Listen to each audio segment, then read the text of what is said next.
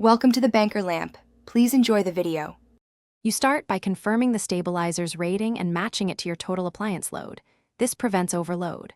Once done, position the stabilizer on a flat surface with about 5-10 cm clearance for ventilation and access. Make sure the main breaker is off and all devices you'll protect are unplugged so you can wire safely. Now prepare basic tools and the incoming mains cable. This first setup step gets you into a safe state to begin hard connections. You'll now make the core electrical connections. Attach the incoming mains conductors to the stabilizer input terminals, securing screws to manufacturer torque or snug tightness. Next, plug or hardwire your protected appliances to the output terminals, separating high-draw devices so they don't trip the stabilizer. Label circuits if needed. Attach a solid earth/ground to the chassis and building ground to avoid stray voltages.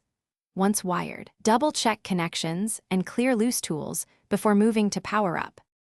You can power up now. Switch the main on and watch the stabilizer's startup sequence and output meter. It should settle within specified voltage range.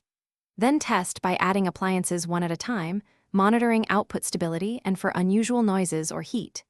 If the unit trips, shows large voltage swings, or heats excessively, immediately switch off, recheck input/output wiring and earth connections, and confirm the unit's rating versus load. If problems persist, call a qualified technician to avoid damage.